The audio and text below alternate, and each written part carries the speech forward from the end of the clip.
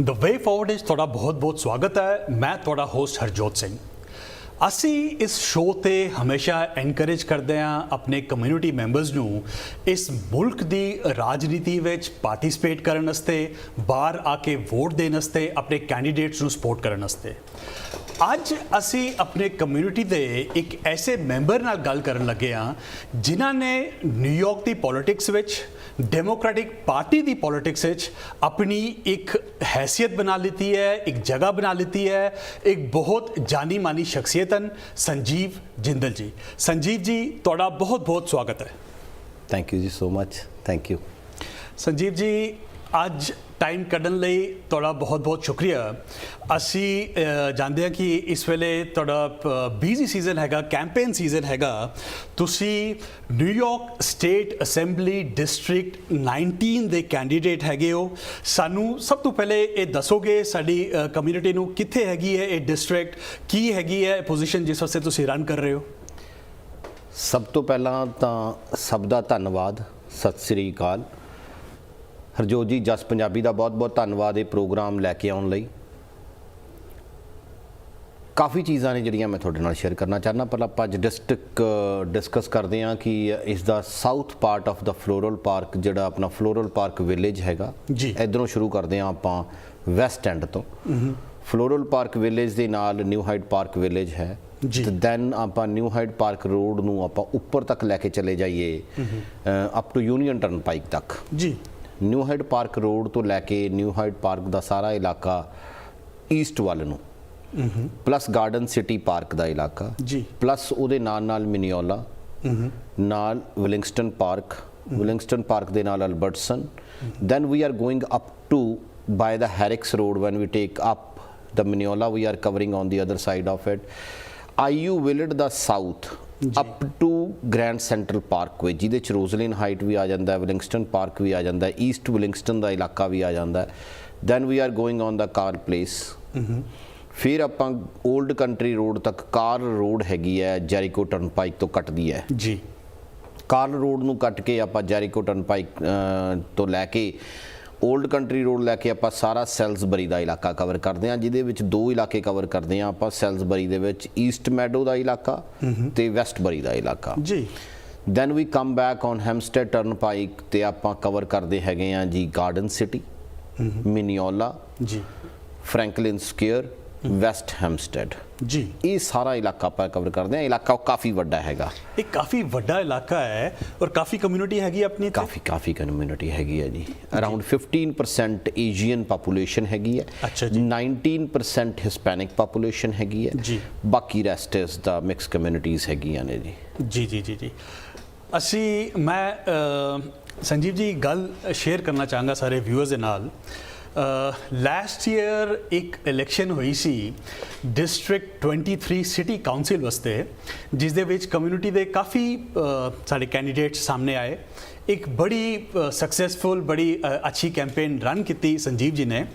And ਮੈਨੂੰ ਸੰਜੀਵ ਜੀ ਮਿਲੇ। ਮੈਂ ਸੰਜੀਵ ਜੀ ਨੂੰ, ਜਿਸ ਤਰ੍ਹਾਂ ਕਾਫੀ ਲੋਕਾਂ ਨੇ ਰੇਜ਼ ਕੀਤਾ ਇਸ਼ੂ, ਉਹਨਾਂ ਨੇ ਕਿਹਾ ਬਈ ਕਿਉਂ ਇੰਨੇ ਸਾਰੇ ਮੈਂਬਰਸ ਜਿਹੜੇ ਕਮਿਊਨਿਟੀ ਦੇ ਲੜ ਰਹੇ ਨੇ, ਆਪ ਇੱਕ ਦੂਸਰੇ ਦੀ ਵੋਟ ਕਟਾਂਗੇ। ਤੇ ਮੈਂ ਵੀ ਸੰਜੀਵ ਜੀ ਨੂੰ ਇਹ ਗੱਲ ਕਹੀ ਔਰ ਸੰਜੀਵ ਜੀ ਨੇ ਜੋ ਗੱਲ ਕਹੀ ਮੈਨੂੰ ਬੜੀ ਅੱਛੀ ਲੱਗੀ।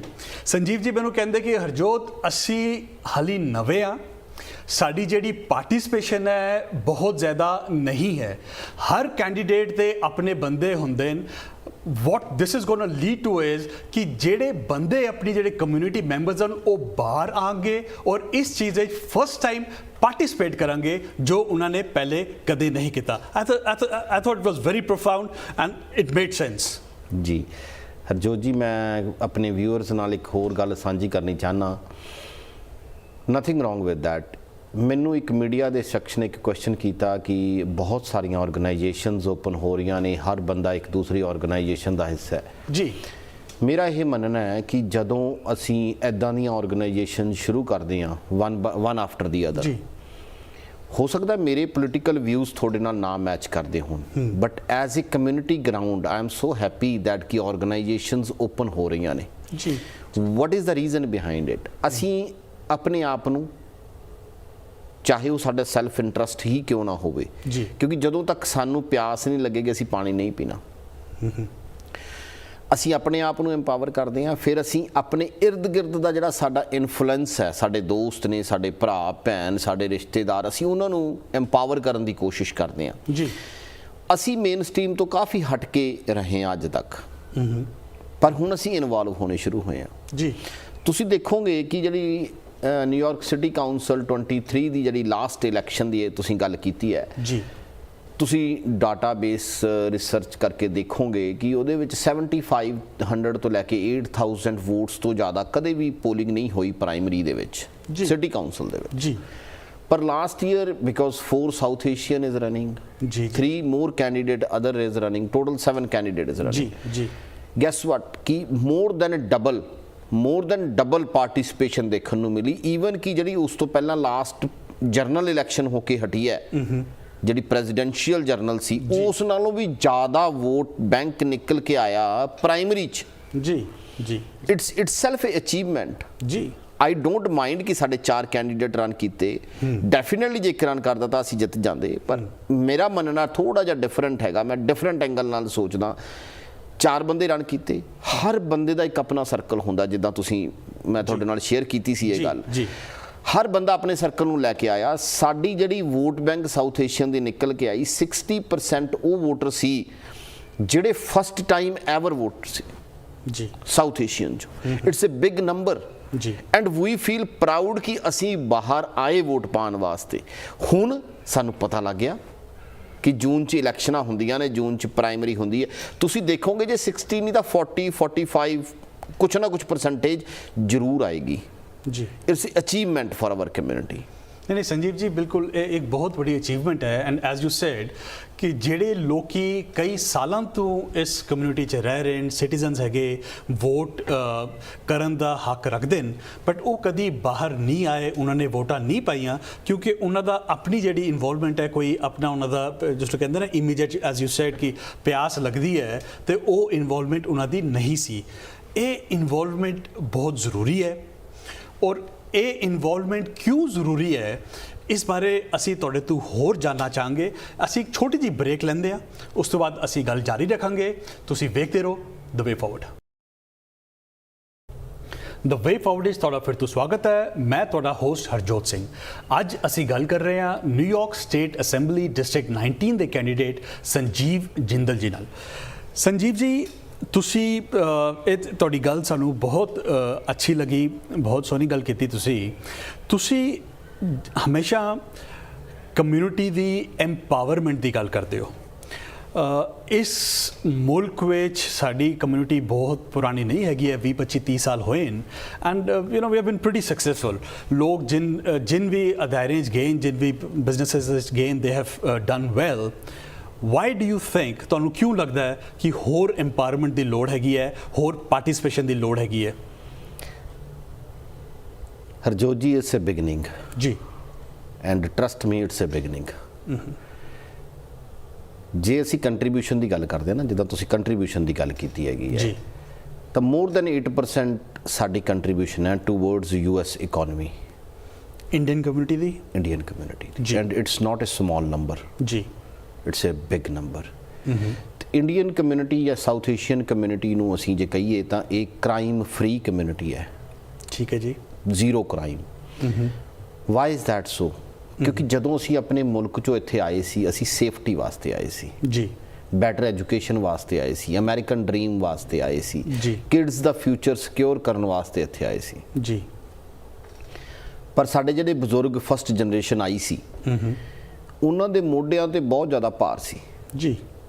ਉਹਨਾਂ ਨੂੰ ਇਹ ਵੀ ਹੋਸ਼ ਨਹੀਂ ਰਹੀ, ਮੈਂ ਹਮੇਸ਼ਾ ਯੂਜ਼ ਕਰਦਾ, ਮੈਂ ਤੁਹਾਡੇ ਨਾਲ ਵੀ ਸ਼ੇਅਰ ਕਰਦਾ ਅੱਜ, ਉਹਨਾਂ ਨੂੰ ਹੋਸ਼ ਨਹੀਂ ਰਹੀ, ਕੰਮ 'ਚ ਇੰਨੇ ਬਿਜ਼ੀ ਹੋ ਗਏ ਕਿ ਲਾਈਟ ਦਾ ਸਵਿਚ ਡਾਊਨ ਸਾਈਡ ਕਰਨ ਨਾਲ ਚੱਲਦਾ ਹੈ ਜਾਂ ਅਪ ਸਾਈਡ ਕਰਨ ਨਾਲ ਚੱਲਦਾ ਹੈ।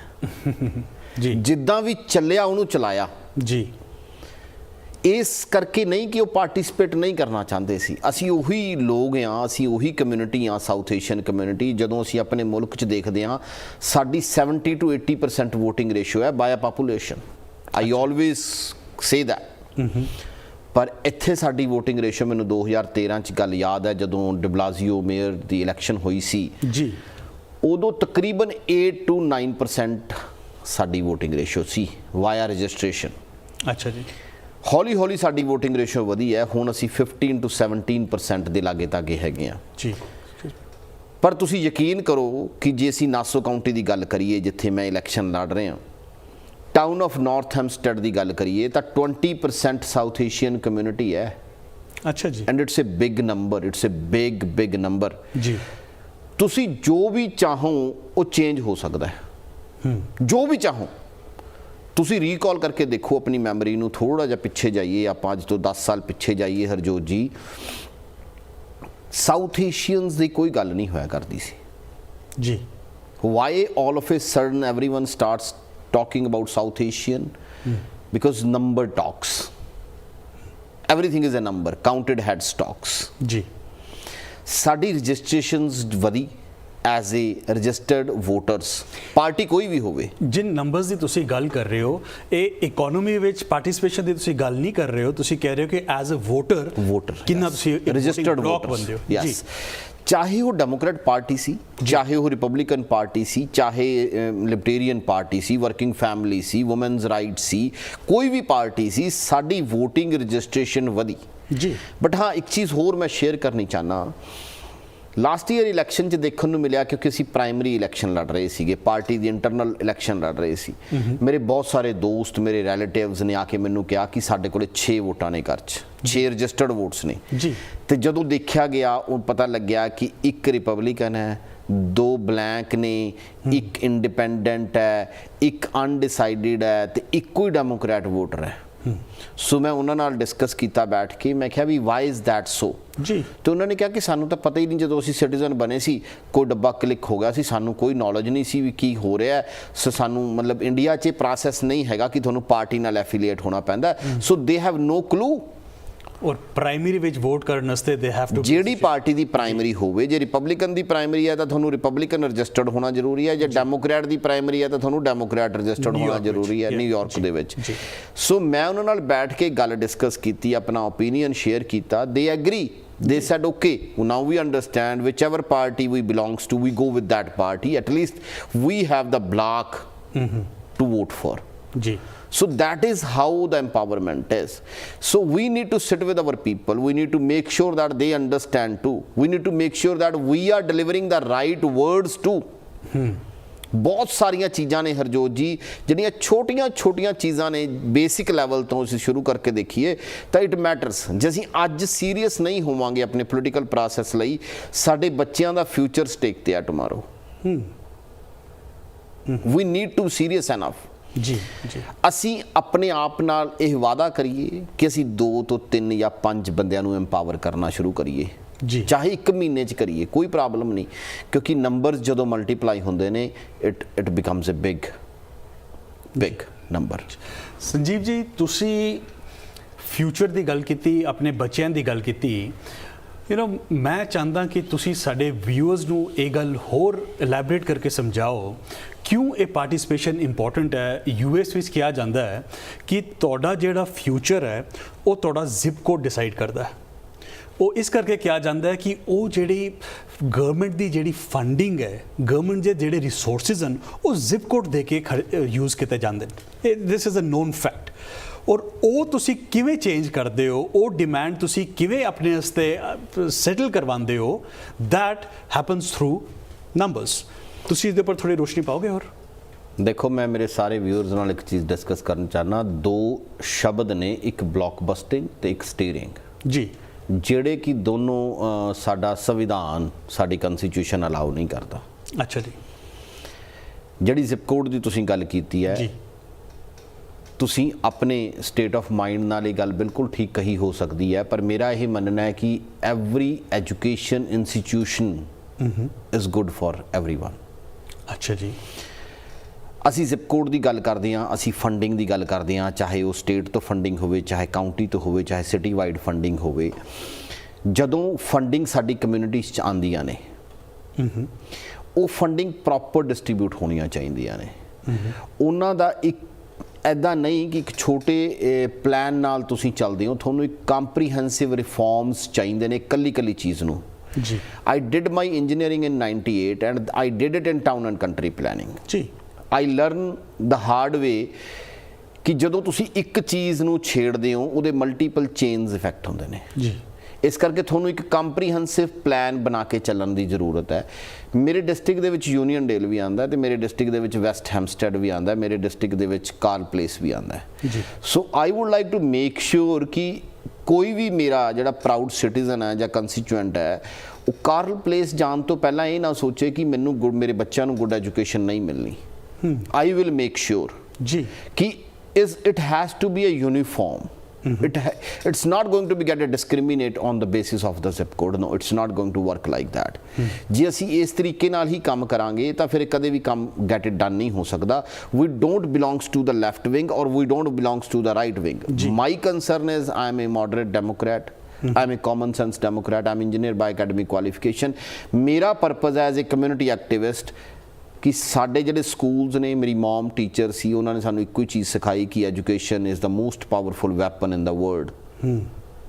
ਸਾਨੂੰ ਇਹੀ ਵਿਰਾਸਤ 'ਚ ਮਿਲਿਆ ਜੀ। ਸੋ ਅਸੀਂ ਇਹੀ ਚਾਹੁੰਦੇ ਹਾਂ ਕਿ ਬੱਚੇ ਜਿਹੜੇ ਨੇ ਨਾ ਉਹਨਾਂ ਨੂੰ ਇਕੁਅਲੀ ਫੇਅਰ ਟ੍ਰੀਟ ਕੀਤਾ ਜਾਵੇ। ਪਹਿਲੀ ਗੱਲ, ਸਕੂਲਾਂ 'ਚ ਪੀਸ ਐਜੂਕੇਸ਼ਨ ਜ਼ਰੂਰ ਐਲੀਮੈਂਟਰੀ ਸਕੂਲ ਤੋਂ ਦਿੱਤੀ ਜਾਵੇ। ਵਾਈ? ਜਿਹੜਾ ਕ੍ਰਾਈਮ ਹੋ ਰਿਹਾ, ਮੈਂਟਲ ਹੈਲਥ ਦੇ ਇਸ਼ੂਜ਼ ਹੋ ਰਹੇ ਨੇ ਉਹ ਨਾ ਹੋਣ ਜੀ। ਜਦੋਂ ਅਸੀਂ ਹਾਈ ਸਕੂਲ ਗ੍ਰੈਜੂਏਟ ਹੁੰਦੇ ਹਾਂ, ਅਸੀਂ ਡਿਫਰੈਂਟ ਚੀਜ਼ਾਂ 'ਚ ਇਨਵੋਲਵ ਹੁੰਦੇ ਹਾਂ। Financial literacy classes starting from the start ਦਿੱਤੀਆਂ ਜਾਣ ਤਾਂ ਕਿ ਬੱਚਿਆਂ ਨੂੰ ਦੱਸਿਆ ਜਾਵੇ ਕਿ ਪ੍ਰੈਕਟੀਕੈਲਿਟੀ ਆਫ ਦਾ ਵਰਡ ਕੀ ਹੈਗਾ। Money making is not the problem, to keep the money is the problem ਜੀ। ਇਹ ਛੋਟੀਆਂ ਚੀਜ਼ਾਂ ਨੇ ਜਿਹੜੀਆਂ ਸਾਡੇ ਬੱਚਿਆਂ ਨੂੰ ਸਾਡੇ ਸਿਸਟਮ 'ਚ ਪਤਾ ਹੋਣੀਆਂ ਜ਼ਰੂਰੀ ਨੇ। ਇਹ ਕਹਿਣ ਨੂੰ ਐਮਪਾਵਰਮੈਂਟ ਹੈ ਬਟ ਇਹ ਬੇਸਿਕ ਸਟੱਫ ਹੈ। ਫਿਰ ਪੋਲੀਟੀਕਲ ਸਿਸਟਮ 'ਚ ਬ੍ਰਾਂਚਿਸ ਕਿੱਦਾਂ ਕੰਮ ਕਰਦੀਆਂ ਨੇ ਜੀ, ਸਿਟੀ ਲੈਵਲ ਤੇ ਕਿੱਦਾਂ ਕੰਮ ਕਰਦੀਆਂ ਨੇ, ਫਿਰ ਸਟੇਟ ਲੈਵਲ ਤੇ, ਕਾਊਂਟੀ ਲੈਵਲ ਤੇ ਕਿੱਦਾਂ ਕੰਮ ਕਰਦੀਆਂ ਨੇ, ਫਿਰ ਅਸੀਂ ਜੇ ਫੈਡਰਲ ਲੈਵਲ ਤੇ ਗੱਲ ਕਰਦੇ ਹਾਂ ਉਹ ਬ੍ਰਾਂਚਿਸ ਕਿੱਦਾਂ ਕੰਮ ਕਰਦੀਆਂ ਨੇ, ਸਾਨੂੰ ਪਤਾ ਹੋਣਾ ਚਾਹੀਦਾ। We need to get involved our kids. There is a political literacy courses also to be there in the high school level. ਇਹ ਆਪਸ਼ਨਲ ਹੋਣੇ ਚਾਹੀਦੇ ਨੇ, ਚਾਹੇ ਉਹਨਾਂ ਦੇ ਸਾਨੂੰ ਕ੍ਰੈਡਿਟ ਮਿਲਣ ਬਟ ਆਪਸ਼ਨਲ ਹੋਣੇ ਚਾਹੀਦੇ ਨੇ। ਜੇ ਅਸੀਂ ਉਹਨਾਂ ਦੇ ਕ੍ਰੈਡਿਟ ਨਹੀਂ ਦਿਆਂਗੇ, ਆਪਸ਼ਨਲ ਰੱਖ ਦਾਂਗੇ ਤਾਂ nobody is going to take it. It should be optional but give some credit towards that one too। so ਸਾਡੇ ਬੱਚੇ empower ਹੋਣ, ਉਹਨਾਂ ਨੂੰ ਪਤਾ ਹੋਵੇ ਅਸੈਂਬਲੀ, ਸਟੇਟ ਅਸੈਂਬਲੀ ਕੀ ਚੀਜ਼ ਹੈ, ਸਟੇਟ ਸੈਨੇਟ ਕੀ ਚੀਜ਼ ਹੈ, ਅਸੀਂ ਜੁਡੀਸ਼ੀਅਲ ਡੈਲੀਗੇਟ ਲਈ ਰਨ ਕਰ ਰਹੇ ਹਾਂ ਉਹਦਾ ਕੀ ਮਤਲਬ ਹੈ, ਅਸੀਂ ਕਾਊਂਟੀ ਕਮੇਟੀ ਲਈ ਰਨ ਕਰ ਰਹੇ ਹਾਂ ਉਹਦਾ ਕੀ ਮਤਲਬ ਹੈ, ਅਸੀਂ ਡਿਸਟ੍ਰਿਕਟ ਲੀਡਰ ਦੀ ਪੋਜੀਸ਼ਨ ਲਈ ਰਨ ਕਰ ਰਹੇ ਹਾਂ ਉਹਦਾ ਕੀ ਪਰਪਸ ਆ, ਅਸੀਂ ਕਾਂਗਰੈਸ਼ਨਲ ਸੀਟ ਲਈ ਰਨ ਕਰ ਰਹੇ ਹਾਂ ਉਹਦਾ ਕੀ ਪਰਪਸ ਹੈ, legislator of the county run ਕਰ ਰਹੇ ਹਾਂ ਉਹਦਾ ਕੀ ਮਤਲਬ ਹੈ। ਹਰ ਚੀਜ਼ ਦਾ ਥੋੜਾ ਬੇਸ ਉਹਨਾਂ ਨੂੰ ਪਤਾ ਹੋਣਾ ਜ਼ਰੂਰੀ ਹੈ। ਜਦੋਂ ਤੱਕ ਸਾਨੂੰ ਨਹੀਂ ਪਤਾ ਹੋਏਗਾ ਅਸੀਂ ਵੀ can not never it's not never going to happen ਜੀ। ਤੇ every year it's election year, every year ਜੀ। ਜੂਨ ਪ੍ਰਾਇਮਰੀ ਤੇ ਨਵੰਬਰ ਚ general, every year is election year. ਇਹ ਵੀ ਸਾਨੂੰ ਪਤਾ ਹੋਣਾ ਚਾਹੀਦਾ ਹੈ। ਅਸੀਂ ਸਿਰਫ ਪ੍ਰੈਜ਼ੀਡੈਂਸ਼ੀਅਲ ਵਾਸਤੇ ਸੋਚਦੇ ਹਾਂ, ਜਦੋਂ ਪ੍ਰੈਜ਼ੀਡੈਂਸ਼ੀਅਲ ਈਅਰ ਹੁੰਦਾ we all comes out in the numbers and vote and again 4 years we go to sleep। ਇਹ ਇੱਕ ਬਹੁਤ ਇੰਪੋਰਟੈਂਟ ਗੱਲ ਸੰਜੀਵ ਜੀ ਨੇ ਬੜੀ ਐਮਫਸਾਈਜ਼ ਕੀਤੀ। ਆਪਾਂ ਵੀ ਹਮੇਸ਼ਾ ਕਰਦੇ ਹਾਂ ਇਲੈਕਸ਼ਨ ਸਿਰਫ 4 ਸਾਲਾਂ ਵਿੱਚ ਨਹੀਂ ਹੁੰਦੀ, ਹਰ 2 ਸਾਲਾਂ ਵਿੱਚ ਤੁਹਾਡੀ ਕਾਂਗਰੈਸ਼ਨਲ ਇਲੈਕਸ਼ਨ ਹੁੰਦੀ ਹੈ। ਔਰ ਜਿਵੇਂ ਸੰਜੀਵ ਜੀ ਨੇ ਕਿਹਾ ਉਸ ਦੇ ਇਲਾਵਾ ਵੀ ਬਹੁਤ ਸਾਰੀਆਂ ਲੋਕਲ ਇਲੈਕਸ਼ਨ ਹਨ ਜੋ ਤੁਹਾਡੇ ਵਾਸਤੇ ਜ਼ਿਆਦਾ ਮੈਟਰ ਕਰਦੀਆਂ ਹਨ, ਹਰ ਸਾਲ ਹੁੰਦੀਆਂ ਹਨ ਔਰ ਤੁਹਾਡੀ ਪਾਰਟਿਸਿਪੇਸ਼ਨ ਉਹਨਾਂ ਵਿੱਚ ਜ਼ਰੂਰੀ ਹੈ। ਅਸੀਂ ਇਹ ਗੱਲ ਜਾਰੀ ਰੱਖਾਂਗੇ ਇੱਕ ਛੋਟੀ ਜੀ ਬ੍ਰੇਕ ਦੇ ਬਾਅਦ। ਤੁਸੀਂ ਵੇਖਦੇ ਰਹੋ ਦ ਵੇ ਫਾਰਵਰਡ। ਫਾਰਵਰਡ ਇਸ ਤੁਹਾਡਾ ਫਿਰ ਤੋਂ ਸਵਾਗਤ ਹੈ। ਮੈਂ ਤੁਹਾਡਾ ਹੋਸਟ ਹਰਜੋਤ ਸਿੰਘ। ਸੰਜੀਵ ਜੀ, ਤੁਹਾਡੇ ਓਰੀਜਨਲ ਵਿਚਾਰ ਦੇਖ ਕੇ, ਤੁਹਾਡੇ ਆਈਡੀਆਜ਼ ਦੇਖ ਕੇ ਹਮੇਸ਼ਾ ਬੜਾ ਅੱਛਾ ਲੱਗਦਾ ਹੈ। ਸੰਜੀਵ ਜੀ, ਹੁਣੇ ਕੋਈ 3 ਬੜੀਆਂ ਇੰਪੋਰਟੈਂਟ ਸੁਪਰੀਮ ਕੋਰਟ ਡਿਸੀਜਨਸ ਆਏ ਲਾਸਟ ਮੰਥ ਜਿਹੜੇ ਫੰਡਾਮੈਂਟਲੀ ਲਾਜ਼ ਨੂੰ ਚੇਂਜ ਕਰਦੇ ਨੇ ਇਸ ਕੰਟਰੀ ਵਿੱਚ। ਪਿਛਲੇ 50 100 ਸਾਲ ਤੋਂ ਜਿਹੜੇ ਲਾਜ਼ ਜਿਹੜੇ ਸੀਗੇ, ਜੋ ਗੁੱਡ ਲਾਅ ਸੀਗੇ, ਇੱਕ ਸੀਗਾ ਰੋ ਵੀ ਵੇਡ ਨੂੰ ਓਵਰਟਰਨ ਕੀਤਾ ਗਿਆ, ਇੱਕ ਗਨ ਕੰਟਰੋਲ ਦਾ ਇੱਕ ਲਾਅ ਸੀਗਾ ਪਿਛਲੇ 100 ਸਾਲਾਂ ਤੋਂ ਨਿਊਯਾਰਕ ਦਾ ਇੱਕ ਲਾਅ ਸੀਗਾ, ਉਸ ਨੂੰ ਸੁਪਰੀਮ ਕੋਰਟ ਨੇ ਇਨਵੈਲੀਡੇਟ ਕਰਤਾ, ਔਰ ਇੱਕ ਹੋਰ ਡਿਸੀਜਨ ਜਿਸ ਦੇ ਨਾਲ ਜਿਹੜੀ ਕਲਾਈਮੇਟ ਦੀ ਰੈਗੂਲੇਸ਼ਨ ਹੈ ਉਹ ਹੋਰ ਔਖੀ ਕੀਤੀ ਗਈ ਹੈ ਇਸ ਮੁਲਕ ਵਿੱਚ। ਤੁਹਾਡੇ ਕੀ ਵਿਚਾਰ ਹਨ ਇਨ ਡਿਸੀਜਨਸ ਦੇ ਬਾਰੇ 'ਚ? ਮੇਰਾ ਤੁਹਾਨੂੰ ਇੱਕ ਕੁਐਸਚਨ ਹੈ ਜੀ। ਆਈ ਅੰਡਰਸਟੈਂਡ ਕਿ I am here to answer it but I am just asking the other side of it ਜੀ। ਰੋ ਵੇਡ ਦੀ ਜਦੋਂ ਗੱਲ ਕਰਦੇ ਹਾਂ ਜੀ, ਮੇਰੀ ਮਮ ਨੇ, ਮੇਰੀ ਵਾਈਫ ਆ, ਮੇਰੀ ਸਿਸਟਰ ਆ, ਜੀ why not their decision matters? ਜੀ I go with the pro choice. The reason is कि my body, my choice. ਜੀ Somebody is going to take your hand away and it's not your choice. How it is possible? Somebody is going to take both of your eyes or take my eyes. It's not my choice. Why is that so? ਜੀ Who gave them the right to do that? So ਸ਼ੁਰੂ ਤੋਂ ਮੈਂ, ਮੇਰੇ ਨਾਲ ਕਾਫੀ senators, ਕਾਫੀ ਅਸੈਂਬਲੀਮੈਨ, ਅਸੀਂ ਸ਼ੁਰੂ ਤੋਂ ਇਸ ਗੱਲ ਤੇ ਡਿਬੇਟ ਕਰ ਰਹੇ ਹਾਂ ਕਿ we need to stay with the pro choice until the fundamental rights are no value. ਤੁਸੀਂ ਕਹਿੰਦੇ ਹੋ ਕਿ freedom of speech ਹੈ ਜੀ, right? Then where is that freedom? If you are not coming on that part, where is that freedom? ਜੀ It means you are a bounded labor. No, cannot do like that. It's not acceptable at all. ਜੀ It means we need to get the permission to operate our body now. और जब आप freedom की गल करिए, अगर अपनी body ऊपर फ्रीडम नहीं है तो किस चीज़ ऊपर हैगी है, राइट? जी That is exactly what I'm trying to, जी. share my point of view. जी जी जी If I have to get it operated and I have to get a permission from somebody, that can I? Come on.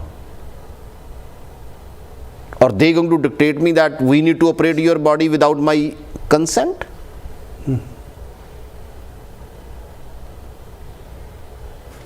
Are you agree with that? I don't. जी जी ਮੈਨੂੰ ਨਹੀਂ ਲੱਗਦਾ ਮੇਰੇ viewers ਮੇਰੇ ਨਾਲ disagree ਹੋਣਗੇ. ਜੀ They going to agree with that. ਮੇਰੇ brother, ਮੇਰੇ sisters, ਸਾਡੀਆਂ families ਨੇ. ਜੀ. It's a pro choice. ਜੀ ਜੀ ਜੀ ਜੀ ਤੇ ਸੰਜੀਵ ਜੀ, ਸੁਪਰੀਮ ਕੋਰਟ ਨੇ ਕਿਹਾ ਕਿ ਬਈ ਇੱਕ ਫੈਡਰਲ ਲਾਅ ਨਹੀਂ ਹੋਣਾ ਚਾਹੀਦਾ, ਸਟੇਟ ਲੈਵਲ ਤੇ ਇਹ ਗੱਲ ਜਿਹੜੀ ਹੈ ਉਸ ਨੂੰ ਹੈਂਡਲ ਕੀਤਾ ਜਾਏ।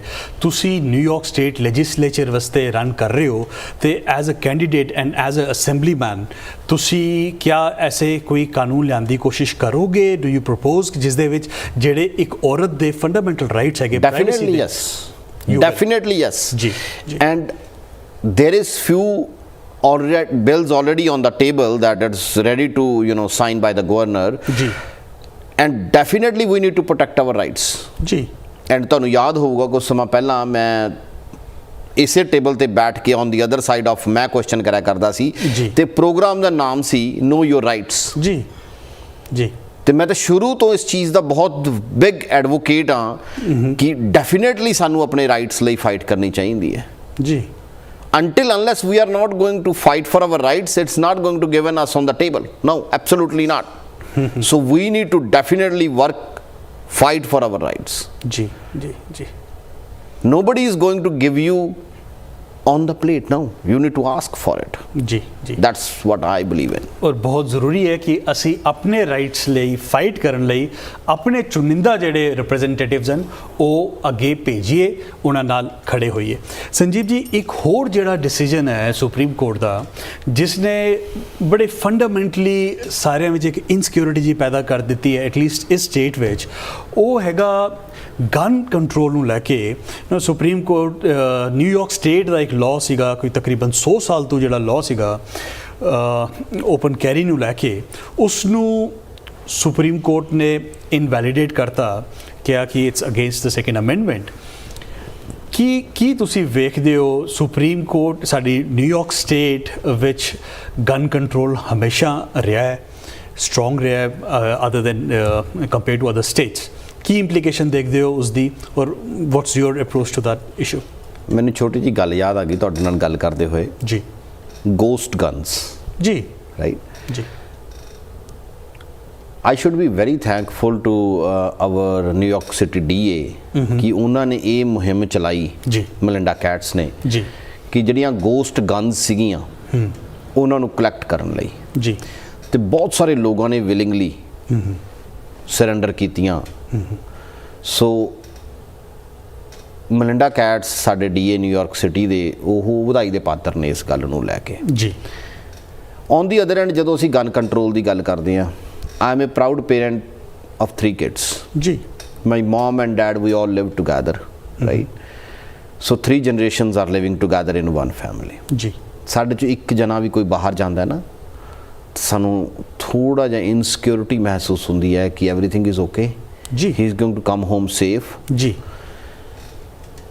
ਮੇਰਾ ਵੱਡਾ ਬੇਟਾ ਜਸਟ ਗ੍ਰੈਜੂਏਟ ਹੋਇਆ ਹਾਈ ਸਕੂਲ 'ਚੋਂ, ਜੀ। He is going to college upstate New York.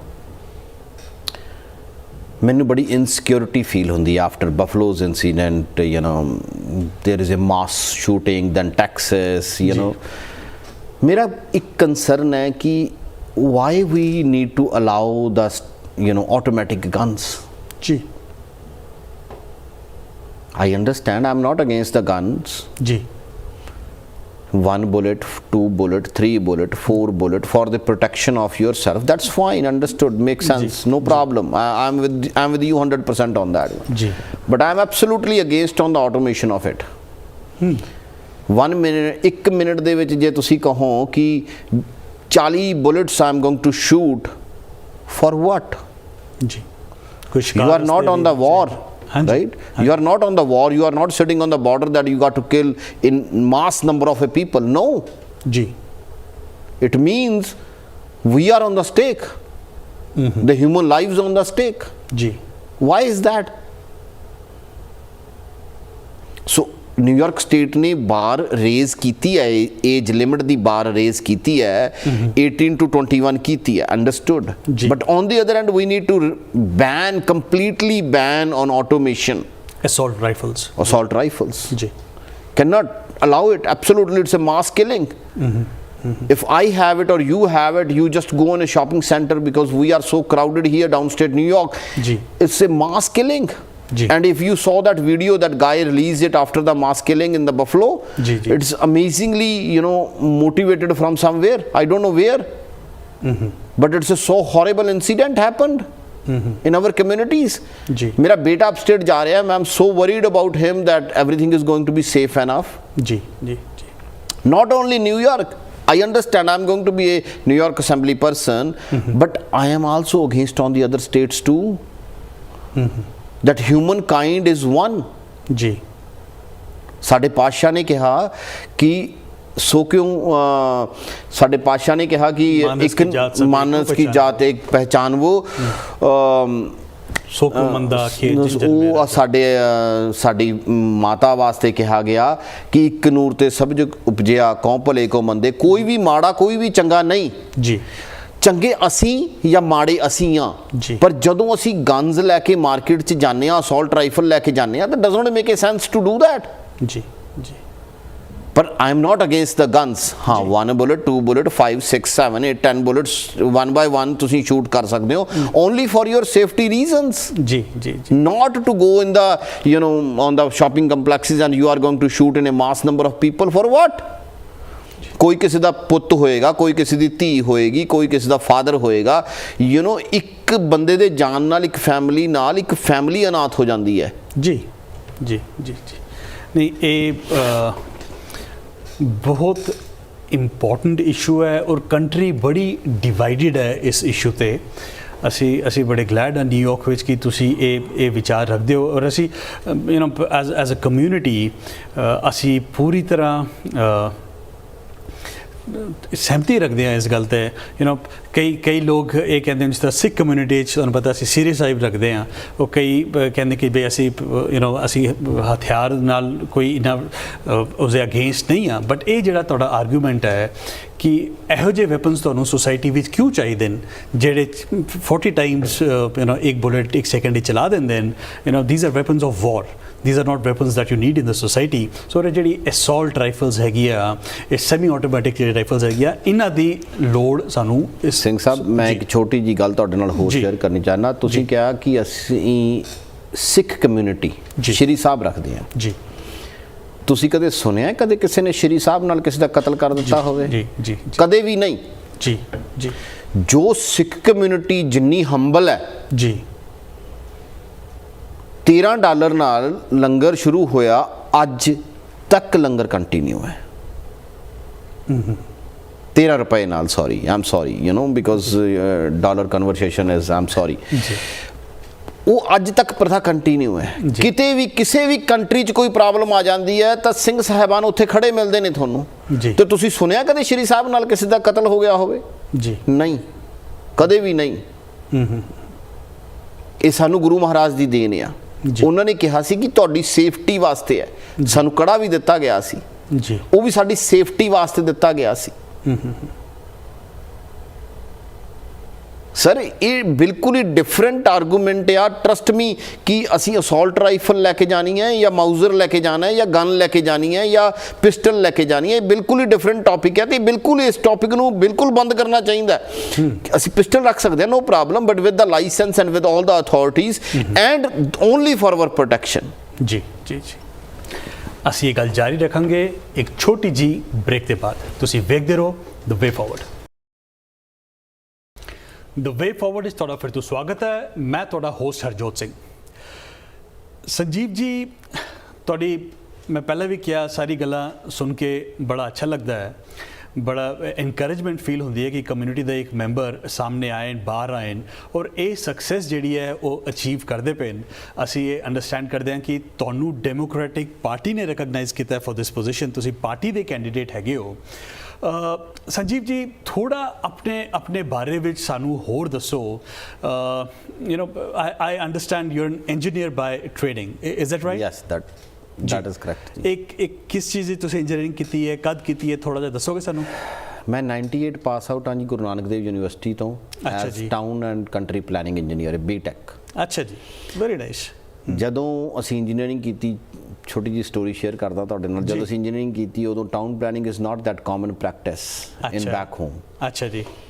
ਸੋ ਹੁਣ ਤੁਹਾਨੂੰ ਮਤਲਬ ਤੁਹਾਡੇ ਸਾਹਮਣੇ ਹੈ ਕਿ ਪੂਡਾ, ਗਮਾਡਾ, ਹੁਡਾ, ਦੇਰ is so many organization, DDA Delhi development authority, PUDA is Punjab urban development authority, you know GMADA is greater area Mohali development authority. ਇਹ ਸਾਰੀਆਂ ਹੁਣ ਸਾਨੂੰ ਪਤਾ ਲੱਗ ਗਿਆ ਕਿਉਂਕਿ ਹੁਣ ਸਾਰਾ ਕੁਝ ਇੱਕ ਪਲਾਨ ਦੇ ਤਹਿਤ ਕੰਮ ਹੋਣਾ ਸ਼ੁਰੂ ਹੋ ਗਿਆ ਕਿ ਹਰ ਚੀਜ਼ ਦੀ ਇੱਕ ਅਪਰੂਵਲ ਦੀ ਲੋੜ ਹੈਗੀ ਹੈ। That is a planning. Planning means you know you are designing basically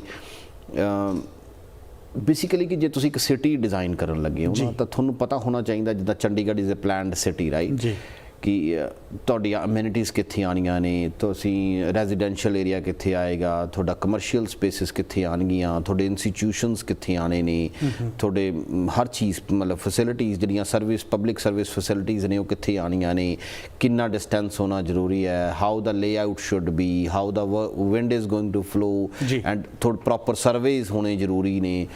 ਇੱਦਾਂ ਨਹੀਂ ਹੈ ਕਿ ਮਤਲਬ ਇਸੇ ਲਈ ਮੈਂ ਰਿਲੇਟ ਕਰਦਾ ਉਹਨੂੰ ਪੋਲੀਟਿਕਸ ਦੇ ਨਾਲ ਬੜੀ ਵਾਰੀ ਕਿ ਇੱਦਾਂ ਨਹੀਂ, ਕਿਉਂਕਿ ਪੋਲੀਟਿਕਸ ਵੀ ਪਬਲਿਕ ਵਾਸਤੇ ਹੈ ਜੀ। ਕਿਉਂਕਿ ਪਬਲਿਕ ਸਰਵਿਸ ਲਈ ਤੁਸੀਂ ਰਨ ਕਰ ਰਹੇ ਹੋ, ਪਬਲਿਕ ਆਫਿਸ ਲਈ ਰਨ ਕਰ ਰਹੇ ਹੋ, ਤੁਸੀਂ ਬੇਸਿਕਲੀ ਪਬਲਿਕ ਦੇ ਸਰਵੈਂਟ ਹੋ।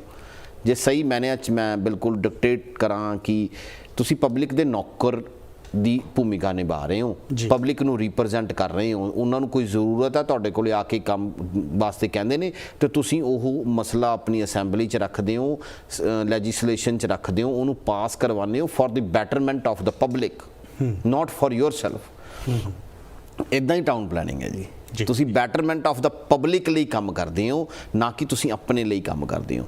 ਉਹ ਸਾਰਾ ਇੱਦਾਂ ਹੀ ਕੰਮ ਕਰਨਾ ਪੈਂਦਾ ਹੈ। ਮੇਰਾ ਆਹੀ ਤੁਹਾਨੂੰ ਅਗਲਾ ਸਵਾਲ ਸੀਗਾ ਕਿ ਇਹ ਇੰਜੀਨੀਅਰਿੰਗ ਬੈਕਗਰਾਊਂਡ ਤੋਂ ਤੁਸੀਂ ਇਹ ਪੋਲੀਟਿਕਸ ਵਿੱਚ ਤੁਹਾਡੀ ਐਂਟਰੀ ਕਿਵੇਂ ਹੁੰਦੀ ਹੈ, ਇਸ ਬਾਰੇ ਥੋੜ੍ਹੀ ਰੋਸ਼ਨੀ ਪਾਓ।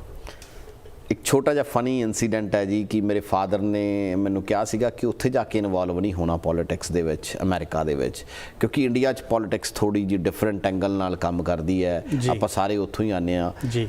ਤੇ ਮੈਂ ਉਹਨਾਂ ਨੂੰ ਬਿਲਕੁਲ as a my father figure, ਜੋ ਫਾਦਰ ਨੇ ਮੇਰੇ, ਕਿ ਮੈਂ ਕਿਹਾ ਜੀ ਠੀਕ ਹੈ ਬਸ ਦੈਟਸ ਇਟ, ਤੁਸੀਂ ਕਹਿਤਾ ਤੇ ਕੰਮ ਖਤਮ ਜੀ। ਮੇਰੇ ਫਾਦਰ ਨੇ ਮੈਨੂੰ ਵਿਜ਼ਿਟ ਕੀਤਾ 2009 ਦੇ ਵਿੱਚ ਤੇ ਮੈਨੂੰ ਕਹਿੰਦੇ ਯਾਰ I think you seems not to be a happy person, right. So ਉਹਨਾਂ ਨੇ ਮੈਨੂੰ ਕਿਹਾ ਕਿ ਓਕੇ ਤੂੰ ਕਰ ਲੈ। ਤੇ ਫਿਰ ਮੈਂ ਆਊਟ ਆਫ ਟੱਚ ਸੀ, ਮੈਨੂੰ ਵੀ ਕੋਈ ਮਤਲਬ ਬਿਲਕੁਲ ਹੋਸ਼ ਨਹੀਂ ਸੀ ਜਿੱਦਾਂ ਮਤਲਬ ਸਾਰੀ ਆਪਣੀ ਕਮਿਊਨਿਟੀ ਹੈਗੀ ਹੈ ਜੀ। ਤੇ 2013 ਦੇ ਵਿੱਚ I first got involved in the campaign of mayor Bill de Blasio अच्छा जी। Then onwards it start the journey. ਫਿਰ ਮੈਂ ਹੌਲੀ ਹੌਲੀ ਬੜੇ ਸਾਰੇ ਪੋਲੀਟੀਕਲ ਲੋਕਾਂ ਨਾਲ ਕੰਮ ਕੀਤਾ, ਬੜੇ ਸਾਰੇ ਪੋਲੀਟੀਕਲ ਲੋਕਾਂ ਨਾਲ ਐਜ਼ ਏ ਵਲੰਟੀਅਰ ਵਰਕ ਕਰਕੇ ਉਹਨਾਂ ਨੂੰ ਇਲੈਕਟ ਕਰਵਾਇਆ, ਜਿਨ੍ਹਾਂ ਵਿੱਚੋਂ ਜੈਨੀਫਰ ਰਾਜਕੁਮਾਰ ਇੱਕ ਸੀ, ਜਿਨ੍ਹਾਂ ਵਿੱਚੋਂ ਆਪਣੇ ਮੈਡਮ ਸਪੀਕਰ ਏਡਰੀਅਨ ਐਡਮਜ਼ ਦੀ ਕੈਂਪੇਨ ਜਦੋਂ ਉਹ ਸਟੇਟ ਸੈਨੇਟ ਦੀ ਲੜੇ, ਫਿਰ ਉਹ ਸਿਟੀ ਕਾਊਂਸਲ ਦੀ ਕੈਂਪੇਨ ਲੜੇ, ਫਿਰ ਆਪਣੇ ਗ੍ਰੈਗਰੀ ਮੀਕਸ ਸਾਡੇ chairman Queen's county and congressman Gregory mix ਨਾਲ ਕੰਮ ਕੀਤਾ ਕਾਫੀ ਲੰਮਾ ਸਮਾਂ ਉਹਨਾਂ ਦੀ ਬੈਕ ਆਫਿਸ 'ਤੇ। ਇੱਦਾਂ ਹੀ ਮਤਲਬ ਕੈਂਪੇਨਸ ਨਾਲ ਜੁੜ ਕੇ ਫਿਰ ਐਨਾ ਕੈਪਲਨਸ ਨਾਲ ਕੰਮ ਕੀਤਾ, ਫਿਰ ਲੌਰਾ ਕਰਨ ਦੀ ਕੈਂਪੇਨ ਬੈਕ ਐਂਡ 'ਤੇ ਉਹਨਾਂ ਨਾਲ ਵਲੰਟੀਅਰ ਕੀਤਾ। ਸੋ ਇਹ ਨੰਬਰਲੈਸ ਕੈਂਪੇਨਸ 'ਤੇ ਕੰਮ ਕਰਨ ਨਾਲ ਪਤਾ ਲੱਗਿਆ ਕਿ ਅਸੀਂ ਕਿਤੇ ਵੀ ਪਾਰਟਿਸਿਪੇਟ ਨਹੀਂ, ਸਾਡੀ ਕਿਤੇ ਵੀ ਪਾਰਟਿਸਿਪੇਸ਼ਨ ਨਹੀਂ। we are absolutely a forgotten community and anybody can come in and we do the fundraisers for the people like a ATM. We are there to help everyone, but we are not there in the policy making. जी. Until we are not there in the policy making, the policies are going to be get drafted for you without your emotions, without your sentiments is taking care of that. It's not going to work. जी. Why is that? Why is that? ਸਾਡੇ ਚਾਚਾ ਵੀ ਹੈ, ਸਾਡੇ ਭੂਆ ਵੀ ਹੈ, ਸਾਡੇ ਮਾਸੀ ਵੀ ਹੈ, ਸਾਡੇ ਤਾਇਆ ਵੀ ਹੈ, ਸਾਡੇ ਫੁੱਫੜ ਵੀ ਹੈ, ਸਾਡੇ ਮਾਸੜ ਵੀ ਹੈ। there is so many relationships we call in a different levels, right? It's a different emotions with everyone. ਚਾਚੇ ਨਾਲ ਅਸੀਂ different behave ਕਰਦੇ ਹਾਂ, ਤਾਏ ਨਾਲ different ਕਰਦੇ ਹਾਂ, ਕਿਉਂਕਿ ਚਾਚਾ ਸਾਡੇ ਲਾਗੇ ਹੁੰਦਾ, ਉਹਨਾਂ ਨੂੰ ਅਸੀਂ ਭਰਾਵਾਂ ਵਾਂਗੂ ਜਾਂ ਯਾਰਾਂ ਵਾਂਗੂ ਵੀ ਟਰੀਟ ਕਰਨਾ ਸ਼ੁਰੂ ਕਰ ਲੈਂਦੇ ਹਾਂ ਕਈ ਵਾਰੀ, ਪਰ ਤਾਏ ਨਾਲ ਇੱਦਾਂ ਨਹੀਂ ਕਰ ਸਕਦੇ। so that is a sentiment coming from the South Asia. Right, so they need to understand what kind of a sentiment we are coming from. Ji. And we have a joint family culture too. Right, 3 generations living together. I am the perfect example for you, and sitting next to you I live with my parents. Ji. So that is the things that whosoever is going to draft the policies, we need to take care of that our involvement should be there on the table. जी जी जी जी। एक कहावत भी हैगी है, if you don't have a seat on the table, you're on the menu. Yes. Right? Sanjeet ਜੀ, ਇਹ ਜਿਹੜੀ ਸਾਰੀ ਗੱਲ ਤੁਸੀਂ ਕਰ ਰਹੇ ਹੋ, ਇਹ ਆਹੀ ਗੱਲ ਅਸੀਂ ਹਮੇਸ਼ਾ ਆਪਣੇ ਵਿਊਅਰਸ ਨੂੰ, ਆਪਣੇ ਕਮਿਊਨਿਟੀ ਮੈਂਬਰਸ ਨੂੰ ਕਹਿੰਦੇ ਹਾਂ, ਅਰਜ ਕਰਦੇ ਹਾਂ, ਇਨਕਰੇਜ ਕਰਦੇ ਹਾਂ। ਔਰ ਤੁਸੀਂ ਇੱਕ ਪਰਫੈਕਟ ਐਗਜ਼ਾਮਪਲ ਸਾਡੇ ਸਾਹਮਣੇ ਆਉਂਦੇ ਹੋ। ਤੁਸੀਂ you are still a young man, ਔਰ ਆਈ ਅੰਡਰਸਟੈਂਡ ਤੁਸੀਂ ਹਮੇਸ਼ਾ ਇਨਕਰੇਜ ਕਰਦੇ ਹੋ ਬਾਕੀ ਯੂਥ ਨੂੰ ਵੀ ਸਾਹਮਣੇ ਆਉਣ ਵਾਸਤੇ। ਤੁਸੀਂ I would like you to address a youth, our viewers, tell them why do they need to participate in this, ਕਿਉਂ ਉਹਨਾਂ ਦਾ ਸਾਹਮਣੇ ਆਉਣਾ ਬਹੁਤ ਜ਼ਰੂਰੀ ਹੈ at the times we are. ਇਹਦੇ ਵਿੱਚ ਮੈਂ ਇੱਕ ਚੀਜ਼ ਕੰਗ੍ਰੈਚੁਲੇਟ ਕਰਨਾ ਚਾਹੂੰਗਾ ਸਾਡੀ ਛੋਟੀ ਭੈਣ ਰਵਨੀਤ ਕੌਰ ਨੂੰ। ਜੀ। ਫੀਮੇਲ ਡਿਸਟ੍ਰਿਕਟ ਲੀਡਰ ਰਿਚਮੰਡ ਹਿੱਲ ਤੋਂ ਇਲੈਕਸ਼ਨ ਜਿੱਤੇ ਨੇ। ਠੀਕ ਹੈ, we feel so proud on her. ਜੀ। on the other end ਅਸੀਂ ਇੱਕ ਚੀਜ਼ ਹੋਰ ਵਧਾਈ ਦੇਣਾ ਚਾਹਾਂਗੇ ਸਾਡੀ ਸਾਰੀ ਰਿਚਮੰਡ ਹਿੱਲ ਦੀ ਕਮਿਊਨਿਟੀ ਨੂੰ, ਜਿਨ੍ਹਾਂ ਨੇ ਆਊਟ ਕੰਮ ਘਰੋਂ ਆ ਕੇ ਉਹਨਾਂ ਨੂੰ ਵੋਟਾਂ ਪਾਈਆਂ ਤੇ ਜਿਤਾਇਆ। ਉਹ ਇੱਕ ਐਗਜ਼ਾਮਪਲ ਨਹੀਂ, ਸਾਨੂੰ ਐਗਜ਼ਾਮਪਲਸ ਸੈੱਟ ਕਰਨੀਆਂ ਪੈਣਗੀਆਂ। ਮੈਂ ਇਹ ਤੁਹਾਡੇ ਸਾਰੇ ਯੂਥ ਨੂੰ, ਪੇਰੈਂਟਸ ਨੂੰ, ਸਾਡੇ ਭਰਾਵਾਂ ਨੂੰ, ਭੈਣਾਂ ਨੂੰ ਇੱਕ ਰਿਕੁਐਸਟ ਕਰਨੀ ਚਾਹੁੰਦਾ ਕਿ ਸਾਡਾ ਯੂਥ ਬਾਹਰ ਆਓ। ਸਾਡੇ ਯੂਥ ਤੋਂ ਸਾਨੂੰ ਸਿੱਖਣ ਦੀ ਲੋੜ ਆ। ਜੀ। They are more intelligent than us, they are. ਜੀ। ਐਂਡ ਮੇਰਾ ਮੰਨਣਾ ਹੈ ਕਿ man is a student up to the end. ਜੀ। ਜੇ ਤੁਸੀਂ ਇਸ ਐਟੀਟਿਊਡ ਨਾਲ ਆਪਣੀ ਲਾਈਫ ਨੂੰ ਕੈਰੀ ਔਨ ਕਰਕੇ ਚੱਲਦੇ ਹੋ ਤਾਂ ਯਕੀਨ ਕਰੋ ਕਿ ਕੋਈ ਵੀ ਹਰਡਲਸ ਜਿਹੜੀਆਂ ਆਉਣਗੀਆਂ ਓਵਰਕਮ ਹੋ ਜਾਣਗੀਆਂ। ਜੀ। 4 ਕੈਂਡੀਡੇਟ ਲਾਸਟ ਈਅਰ ਇਲੈਕਸ਼ਨ ਲੜੇ ਸਿਟੀ ਕਾਊਂਸਲ 23 ਤੋਂ। ਜੀ। ਬਹੁਤ ਵਧੀਆ ਗੱਲ ਸੀ। ਰਿਚਮੰਡ ਹਿੱਲ ਤੋਂ ਸਾਡਾ ਇੱਕ ਭਰਾ ਇਲੈਕਸ਼ਨ ਲੜਿਆ ਸਿਟੀ ਕਾਊਂਸਲ, ਬਹੁਤ ਵਧੀਆ ਗੱਲ ਆ। ਐਤਕੀ ਵੀ ਬਹੁਤ ਸਾਰਾ ਯੂਥ ਅਸੈਂਬਲੀ ਦੀ ਇਲੈਕਸ਼ਨ ਲੜਿਆ, ਮੈਨੂੰ ਬੜਾ ਚੰਗਾ ਲੱਗਿਆ। ਪਰ ਮੈਂ ਇਹ ਚਾਹੁੰਦਾ ਕਿ ਸਾਡੇ ਕੋਲੇ ਸਟ੍ਰੈਟਜੀਜ਼ ਤੇ ਸਟੈਟਿਕਸ ਦੋਨੇ ਚੀਜ਼ਾਂ ਹੋਣੀਆਂ ਜ਼ਰੂਰੀ ਨੇ। ਜੀ। ਹੋਸ਼ ਦੇ ਨਾਲ ਜੋਸ਼ ਵੀ ਹੋਣਾ ਜ਼ਰੂਰੀ ਹੈ, ਤੇ ਜੇ ਜੋਸ਼ ਨਹੀਂ ਨਾ ਹੋਏਗਾ ਤੇ ਕੰਮ ਨਹੀਂ ਚੱਲਣਾ। ਤੇ ਜੋਸ਼ ਸਿਰਫ ਯੂਥ ਹੀ ਲੈ ਕੇ ਆ ਸਕਦਾ ਹੈ।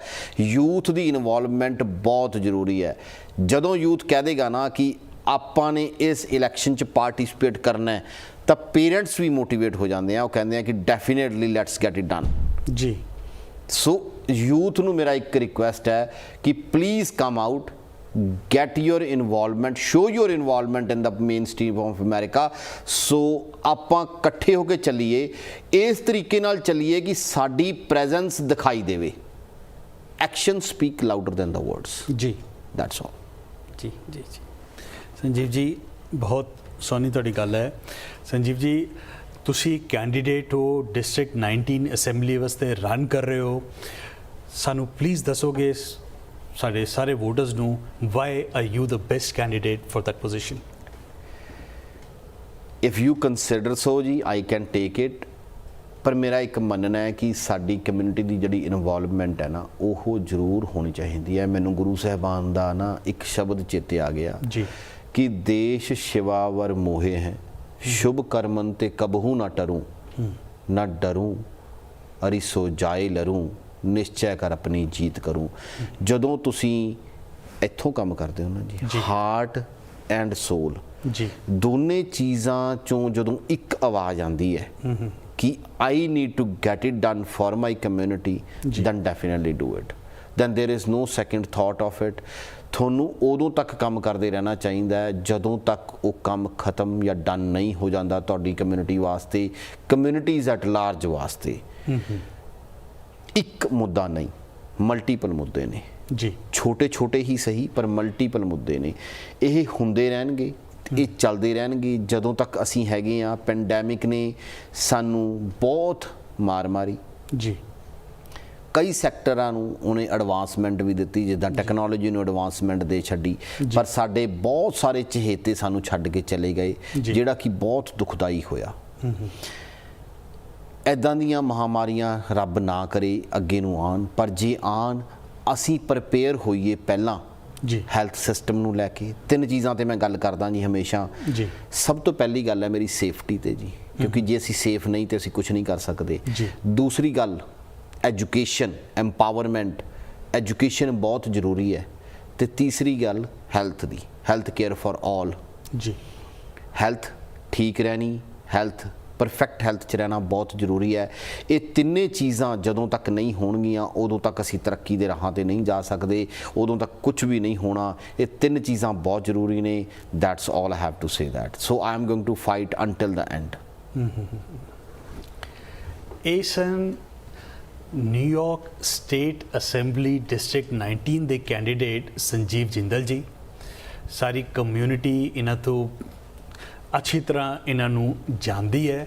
ਬੜੀ ਇੰਪੋਰਟੈਂਟ ਇਹਨਾਂ ਨੇ ਗੱਲਾਂ 'ਚ ਕੀਤੀਆਂ, ਔਰ ਮੋਸਟ ਇੰਪੋਰਟੈਂਟ ਅਗੇਨ ਜੋ ਅਸੀਂ ਹਮੇਸ਼ਾ ਅਪੀਲ ਕਰਦੇ ਹਾਂ, ਯੂਥ ਨੂੰ ਇਹਨਾਂ ਨੇ ਕਿਹਾ ਕਿ ਬਾਹਰ ਆਓ। ਬਹੁਤ ਜ਼ਰੂਰੀ ਹੈ ਉਹਨਾਂ ਦੀ ਪਾਰਟਿਸਿਪੇਸ਼ਨ, ਕਿਉਂਕਿ ਇੱਥੇ ਇਸ ਮੁਲਕ 'ਚ ਐਟਲੀਸਟ ਜਿਹੜਾ ਯੂਥ ਹੈ ਉਹ ਸੀਨੀਅਰਸ ਨੂੰ ਵੀ ਲੀਡ ਕਰ ਸਕਦਾ ਹੈ, ਉਹਨਾਂ ਨੂੰ ਇਸ ਸੁਸਾਇਟੀ ਵਿੱਚ ਜਿਹੜਾ ਰਾਹ ਹੈ ਉਹ ਦਿਖਾ ਸਕਦਾ ਹੈ। ਔਰ ਬਹੁਤ ਲੋੜ ਹੈਗੀ ਹੈ ਸੀਨੀਅਰਸ ਨੂੰ, ਸਾਰੇ ਨੂੰ ਕਮਿਊਨਿਟੀ ਵਿੱਚ। ਹਾਲੇ ਵੀ ਸਾਨੂੰ ਇਸ ਸਿਵਲ ਸੁਸਾਇਟੀ ਵਿੱਚ, ਪੋਲੀਟੀਕਲ ਸਿਸਟਮ ਵਿੱਚ ਬਹੁਤ ਜ਼ਿਆਦਾ ਪਾਰਟਿਸਿਪੇਸ਼ਨ ਦੀ ਲੋੜ ਹੈ।